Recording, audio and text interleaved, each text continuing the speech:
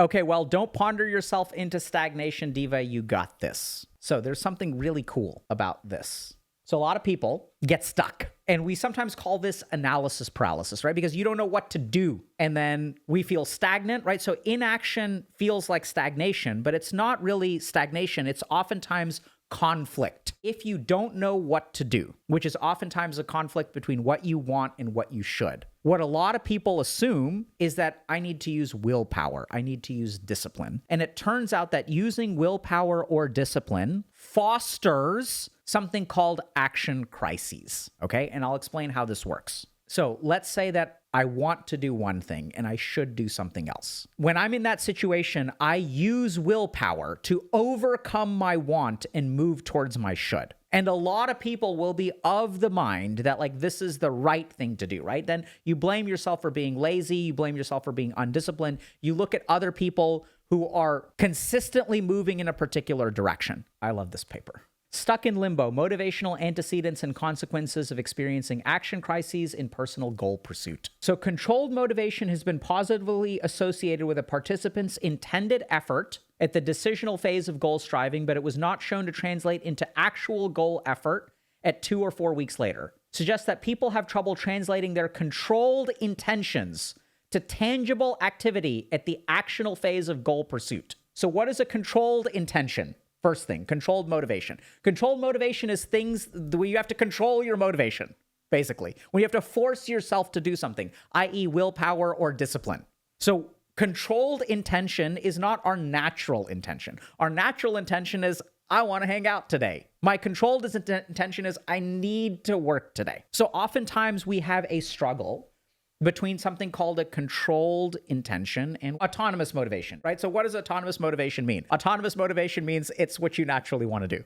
And controlled motivation means it's what you don't want to do, but when you try to control your motivation. And here's the crazy thing, right? So if you measure in this study, if you measure at the moment of crisis, when you're stuck, if you measure controlled motivation, it can be high, but 2 weeks later and 4 weeks later, it's low. And this is our experience, right? So if you use willpower to force yourself into something, what happens 2 weeks later?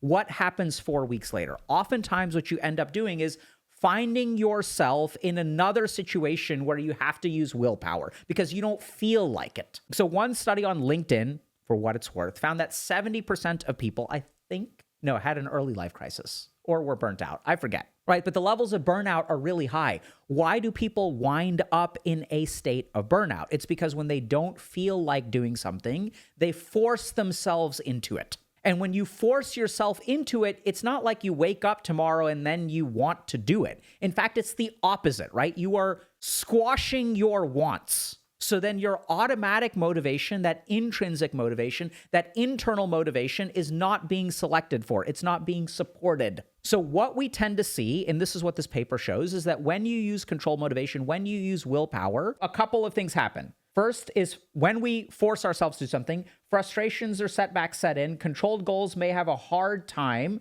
competing against other action tendencies, resulting in an action crisis. i.e., you can force yourself to do something, but when that thing gets hard, then you want to do what you feel like, is basically what it's saying. The volitional strength behind them is likely to fade once obstacles are encountered. So if you use willpower, I don't know if this makes sense, there's a good chance that you will need to use more down the road, right? Here's a really interesting thing. Controlled motivation represented an independent risk factor for developing mid-semester action crises after controlling for the personality traits of action orientation, which we can get to later. Controlled goals, by their definition, represent a conflict between external demands or internal pressures and inherent psychological needs and growth tendencies. So what does this mean? This means, this is insane, using willpower, forcing yourself to do something, is an independent risk factor for stagnation, for analysis paralysis. When you force yourself to do something, you are not overcoming analysis paralysis. This is the fucked part. You're not overcoming analysis paralysis. You are creating analysis paralysis. And even though that sounds insane, right? Because that's insane. If you look at your life, this is exactly what you see. You see that when you force yourself to do things, you end up having to force yourself to do things. Now, there is an element of conscientiousness, and that's what's pretty cool about this study. This study looked at conscientiousness and neuroticism. So conscientiousness is the tendency to work towards a goal with delayed gratification, without reward, things like that. Okay, so there are a lot of people out there who will use willpower, but this is the tricky thing. It's not that they actually use a ton of willpower. It's that they are more okay not giving in to themselves in the first place. And there is absolutely, I'm not saying never use willpower. Willpower is great, right? So there are many situations in which if we use willpower sufficiently, we will eventually train our neurons to be okay with something. That can absolutely happen too. But I want y'all to look at the bigger picture here for a moment and look at what many people experience. What many people experience is the opposite of that. Many people experience, I use willpower and then I don't feel like doing it. I use willpower, I don't feel like doing it. I use willpower. I've been using willpower every single day. I'm burnt out in my career. I've been in this job for 3 years. I force myself to go every day, and things don't get better. They get worse. Every day you have to fight more. Willpower becomes a drug that your motivational system becomes addicted to, and it needs more willpower and more willpower and more willpower to keep going. How do we fix this? How do we stop being stagnated? So these are the kinds of behavioral things that we really lean into with coaching. So I'll give you all a simple example. When I was putting together the program, okay? So a lot of people get confused because they come into coaching and they're like, oh my God, we're going to explain what we do in coaching. We're going to give you all a cheat sheet right here and now of the psychology of how this works, okay? A lot of people think, I want my coach to help me accomplish this thing. That's not actually what coaches do. Coaches, it's really confusing for many people because they come in, the coach starts asking you about your feelings. So the key thing, if we want to fix things, is not to force ourselves to do it. It is to self-concordant goals are thought to arise from a person's lifelong evolving interests and his or her core values. Since autonomous goals reflect people's authentic values and interests, they allow individuals to draw upon volitional resources, such as sustained goal effort, to ensure consistent goal energization. So if you don't want to use willpower, if you don't want to become dependent on willpower, there are two things that you need to do. You need to ask yourself, what do you want? Why do you want it? You need to actually explore what you want. And the second thing that you need to do is focus on what you're going to do. So I know this sounds weird, but most people think that the problem is behavioral. How do I get myself to do something? And this is why everyone loves habit building, because habit building is about getting yourself to do something automatically without effort. And there's a lot of merit to habit building, but be clear, habit building has nothing to do with motivation. Habit building bypasses the motivational circuit. The biggest problem with building habits is that you never do extra. You guys understand that? Once something is habitual, you never go the extra mile with a habit because the whole point is that it's programmed, it's automatic. Habit building raises the floor of behavior from 0 to 50. It never gets you to 100. It never gets you to 150. The people who accomplish at the height of their potential are not relying on habits for that extra bump. They're utilizing their motivation, their intrinsic motivation for sustained effort and goal pursuit. The other really interesting thing is that when we use internal effort, you also manage obstacles better. In the goal-striving literature, autonomous motivation, i.e. wanting to do things, has been robustly linked to sustained goal effort, increased goal progress, decreased goal ambivalence, i.e. you stick with things, you're not internally conflicted, reduced temptation, makes you want to put down your phone, increased goal attainment. Also, autonomous goal motivation has been shown to moderate the effect of implementation planning on goal progress, okay? So that implementation plans are associated with relatively greater goal progress, okay? So what does this basically mean? This means that it's kind of common sense. When you want to do something and you make a plan, making the plan is associated with goal progress. How many of us have been in a situation where we want to do something, or we should do something, I want to go to the gym more, and then we develop a plan and then we just don't stick with the plan, right? We think, oh, I need to make a better plan. I need to make a better plan. We're missing the forest for the trees. So when I was sitting down and I was thinking to myself, when I was getting 10,000 requests in my private practice a month, and I was thinking to myself, how the fuck do I help these people? I took a group of noobs from the internet, 12 of them, and I was like, okay, I'm going to teach y'all some stuff. I'm going to teach y'all how to get people to do things. And this was the key thing. And you guys may remember this from many years ago. I did a stream where I drew this quadrant. There's like desires, values, shoulds, and something else. I don't even remember the model now. But the key thing is, if you want to have sustained progress, implement things successfully, it's about cultivating autonomous motivation, right? And this is where there's a bunch of people like the productivity like gurus on the internet that are like, forget about motivation, forget about emotion. We need discipline. We need willpower. We need consistency. We need habits. They're not entirely wrong, but this study actually shows that they're wrong, right? There's truth to all of those statements. There are plenty of studies that show that the habits are good, willpower is good, effort is good. But if you want it, and this is the key thing, achieving excellence does not happen through willpower, does not happen through habit. Achieving excellence happens through cultivating your internal drive. So what do? We ask people questions. What do you really want? Why do you want it? What makes this important to you? You have to cultivate that internal motivation from the bottom. The second thing that we do is this. Dispositional predictors of action crises. Disposition towards action versus state orientation is considered in two circumstances, okay? So I'm going to explain this. There's one other element to understand. Human beings think in two ways. They think in terms of action or they think in terms of state. This is something that is like so mind-blowing, but so few people think about.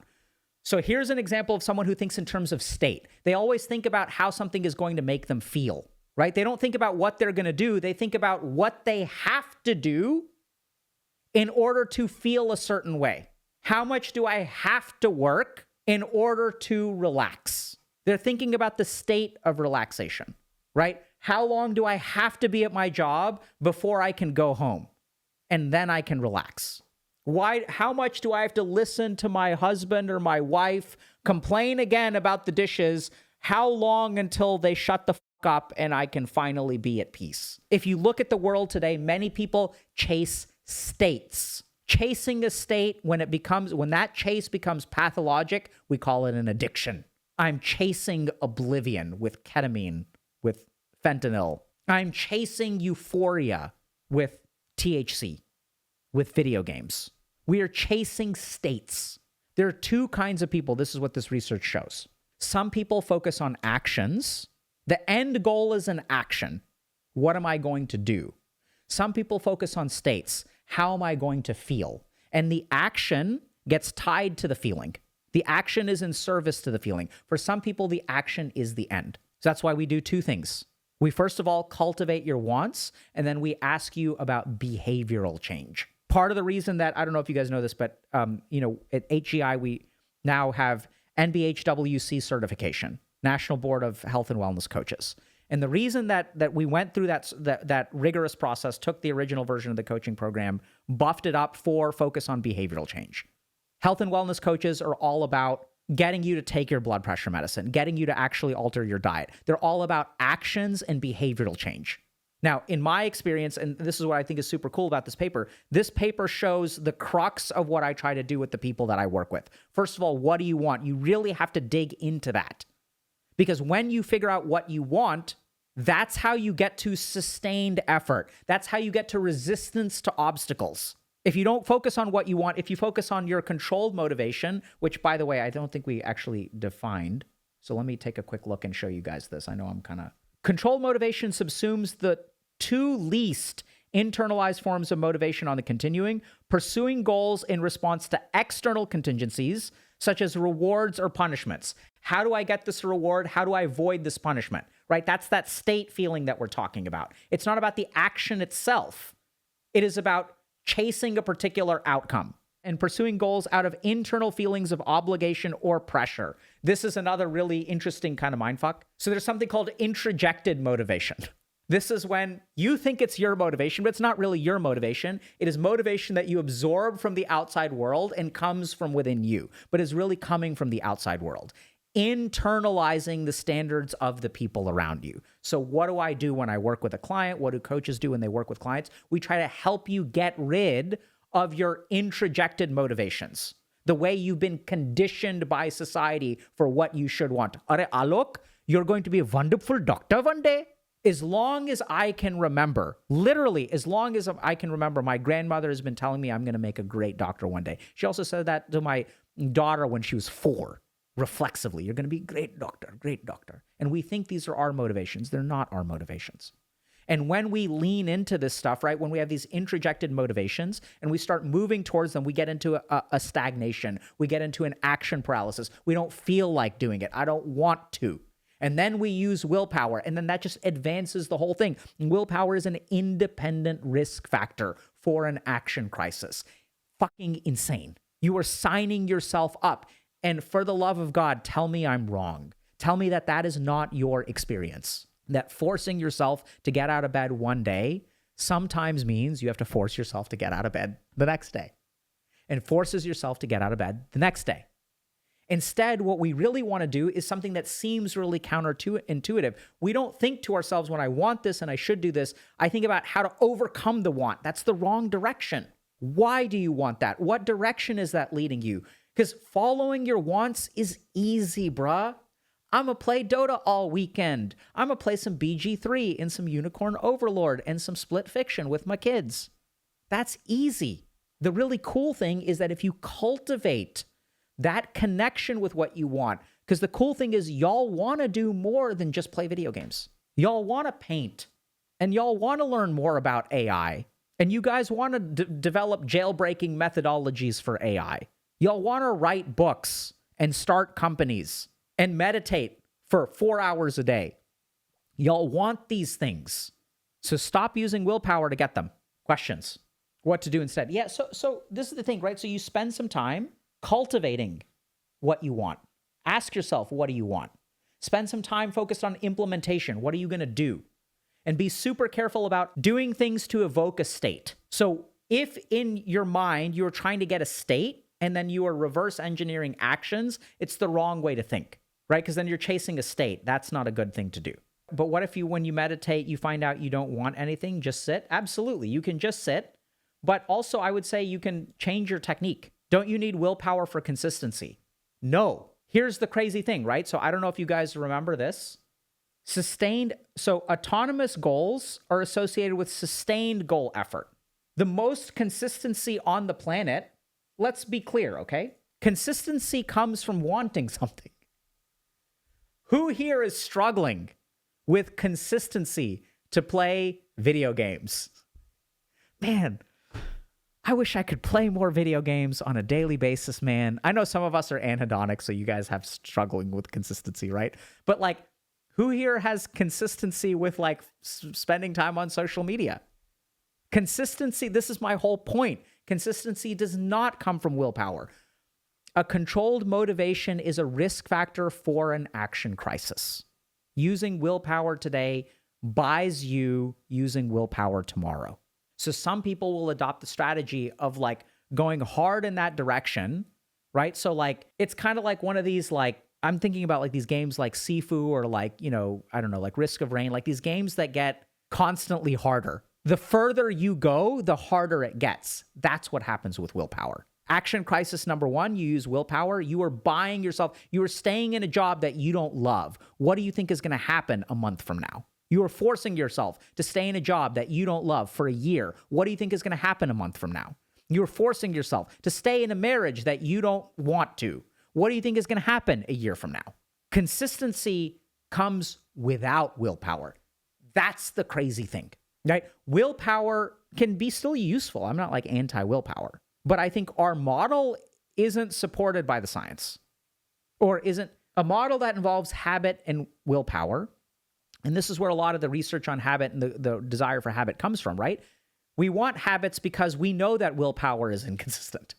That's why everyone loves habits. But the problem with habits is, once again, they simply raise the floor of behavior. They make sure you take your medicine every day. They don't cause you to excel in and of themselves. Now, there's an argument to be made that if we look at what excellence is raising the floor, which I think is a good argument. But when we're talking about like really knocking it out of the park, right? So when I think about, if you look at, not to say that we're great, but objectively, I think you can make an argument that this channel is in the top 1% of like channels on whatever, like on YouTube, mental health channels, right? There's a lot of great people who are probably better than us, but we do pretty well. And what's our inspiration? Our inspiration is not forcing, I have to use willpower here and there, but I fucking love this stuff. This is so cool. I love you guys. Talking to y'all